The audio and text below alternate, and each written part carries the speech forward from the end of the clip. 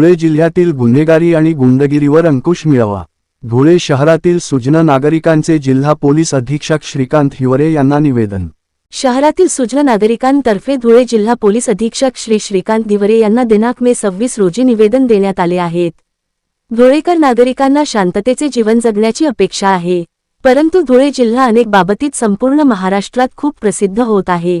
त्यामुळे यूपी, बिहार आणि महाराष्ट्राच्या बीडप्रमाणे धुळे जिल्ह्यात गुन्हेगारीकरण झपाट्याने वाढत असून त्यामुळे गुंडांचे मनोबल वाढत आहे। शिल्लक कारणावरून प्राणघातक हल्ले करणे, दरोडे व खंडणीचे गुन्हे असे प्रकार चालत आहे।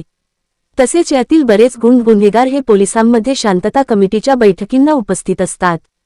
गुन्हेगारांचे शांतता कमिटीच्या निमित्ताने उठबस असल्याचे फोटो सोशल माध्यमांवर व्हायरल होत असतात, त्यामुळे सर्वसामान्य जनतेत भीतीचे वातावरण आहे। गुन्हेगारांचे मनोबल दिवसागणिक वाढत आहे। गुंड व गुन्हेगारांमध्ये अवैध धंदेवाल्यांचे प्रमाण जास्त आहे। सर्वसामान्य जनतेच्या हितासाठी गुन्हेगारी गुंडगिरी थांबविणे व पीडितांवरील खोटे गंभीर गुन्हे तपासात समरी करणे व पीडित अन्यायग्रस्तांना अटक करू नये अशाच व्यावसायिक स्पर्धेतून दहशत वाजवण्यासाठी दिनांक 23 मे 2025 रोजी ज्येष्ठ पत्रकार व व्यावसायिक श्री मिलिंद बैसाणे हे दलित आहेत, त्यांनी येथे व्यवसाय करू नये म्हणून सामूहिकरित्या कट रचून 5 ते 7 गाव गुंडांनी एकट्याला फिरून बेदम मारहाण केली। दहशत वाजवण्यासाठी व्हिडिओ चित्रीकरण करून प्रसारित केले व उलट बैसाणे यांच्यावर दरोडे सारखा खोटा गुन्हा दाखल केला। सदर गुन्ह्यातील आरोपींवर कठोर कारवाई करण्यात यावी व खोटा गुन्हा काढून टाकावा अशी मागणी एका निवेदनाद्वारे धुळे शहरातील सुज्ञ नागरिकांच्या वतीने संविधान संरक्षण समितीचे प्रमुख श्री हरिश्चंद्र नालोंढे यांच्या हस्ते धुळे जिल्हा पोलीस अधीक्षक श्रीकांत हिवरे यांना देण्यात आले आहे। याप्रसंगी युवा विधिज्ञ ॲडव्होकेट संतोष जाधव, जितेंद्र पिंपळे, धनंजय गाळणकर, बबन वानखेडे, श्रीकृष्ण बेडसे, दीपकुमार साळवे, रामकृष्ण शिंदे, छोटूलाल मोरे आदी उपस्थित होते। धुळेहून धनंजय गाळणकर यांची रिपोर्ट।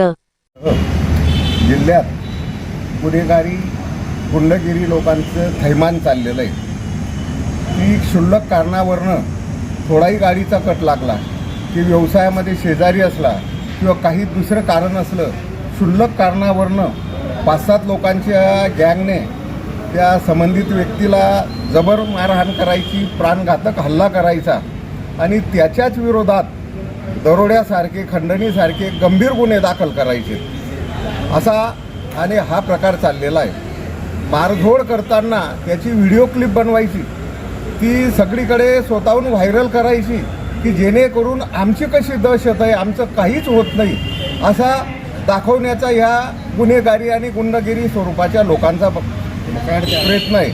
आणि या गुंडांमध्ये जास्त करून जास्तीत जास्त सहभाग जर असेल तर अवैध धंदे करणाऱ्यांचा सहभाग आहे। त्यामुळे ह्या चालू महिन्यातच अशा 3 घटना घडल्यात की योगेश चव्हाण, रोहित सानप, आता परवा दिवशीच मिलिंद बैसाणे यांच्यावर सामूहिकरित्या मारझोड केली आणि त्यांच्यावरच गुन्हे दाखल केले दरोड्याचे। म्हणून आम्ही माननीय SP साहेबांना या संदर्भात निवेदन द्यायला आलो होतो की धुळ्यामध्ये सर्वसामान्य जनतेला भीतीचं वातावरण आहे, यांना दिलासा पाहिजे। आपण गुन्हेगारांवर, या गुंडांवर कडक कारवाई करावी। काही वेळेस हे गुंड आपल्या सार्वजनिक बैठकीमध्ये सुद्धा सामील असतात, म्हणजे त्यांना असं वाटतं की आमचं किती प्रस्त आहे। तर अशा गुंड लोकांवर पोलीस प्रशासनाने कडक कारवाई करावी आणि पीडितांवर, अन्यायग्रस्तांवर जे खोटे गुन्हे दाखल आहेत ते समरी करावे किंवा काढून टाकावे व पीडितांना अटक करू नये या संदर्भात आम्ही एक धुळ्यातले जाणकार नागरिक म्हणून माननीय SP साहेब श्रीकांत हिवरेजी साहेब यांना निवेदन देण्यासाठी या ठिकाणी उपस्थित आहोत।